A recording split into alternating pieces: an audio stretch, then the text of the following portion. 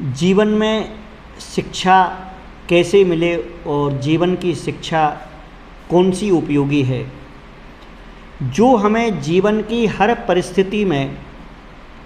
हर समय हमको संभाले रखे और हमको आगे बढ़ाते रहे, उसे कहते जीवन की शिक्षा। हमें जीवन की शिक्षा में सबसे पहले समझना है कि जो कर्म का उदय होता है, यह संसार में प्रत्येक प्राणी के लिए कर्म का उदय प्रत्येक समय प्रत्येक जगह उसको होना ही है, उसको आना ही है। वह प्राणी देश में रहे या विदेश में रहे, घर में रहे या घर से बाहर रहे, सब कुछ छोड़ दे या सब कुछ पकड़ ले, या पढ़ा लिखा हो अनपढ़ हो, बिल्कुल मूक रहने वाला हो या बहुत बोलने वाला हो, वह कोई भी व्यक्ति हो और कहीं भी रहे,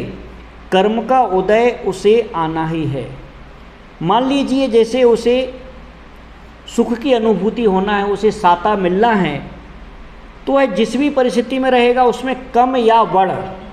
ज़्यादा या कम हो सकता है, परंतु उसे वह साता मिलेगी। असाता का अगर उदय है, दुख मिलना है, अशुभ कर्म हैं, तो उसे किसी न किसी रूप में उसे प्राप्त होंगे। सिर्फ हमें उन कर्मों के उदय को समझना है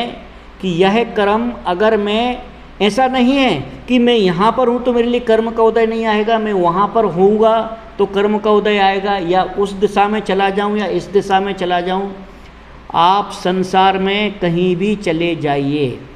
अगर कर्म का उदय जैसा है वैसा हम स्वीकार करते हैं तो जीवन जीने की शक्ति हमें प्राप्त होती है, जीवन जीने की स्थिरता हमें प्राप्त होती है और जीवन में आगे बढ़ने की हमें प्रेरणा मिलती है। सर्वप्रथम जीवन की शिक्षा में हमें कर्म के उदय को स्वीकार करना है, और कर्म का उदय जैसा है, जिस प्रकार से है, हम उसको कितने और किस प्रकार से सहन कर सकते हैं, इस बात को हम स्वीकार करें।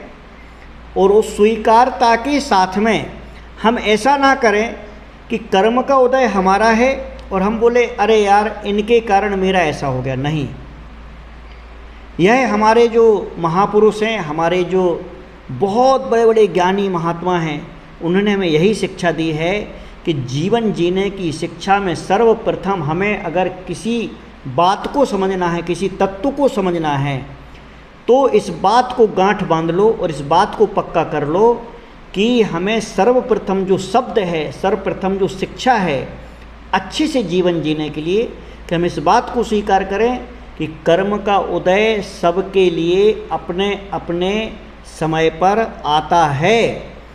सिर्फ द्रव्य क्षेत्र काल भाव की परिस्थितियों के अनुसार हमें उसमें सामंजस्य बिठाना है, हमें उसको स्वीकार करना है। आइए हम जीवन की शिक्षा में सर्वप्रथम कर्म के उदय को समझें, जानें, मानें, स्वीकार करें और उस स्वीकार करने के बाद में अपने आप को हिम्मत और साहस और विश्वास के साथ में आगे बढ़ने के लिए प्रेरित करें। यही मंगल भावना, यही मंगल प्रार्थना।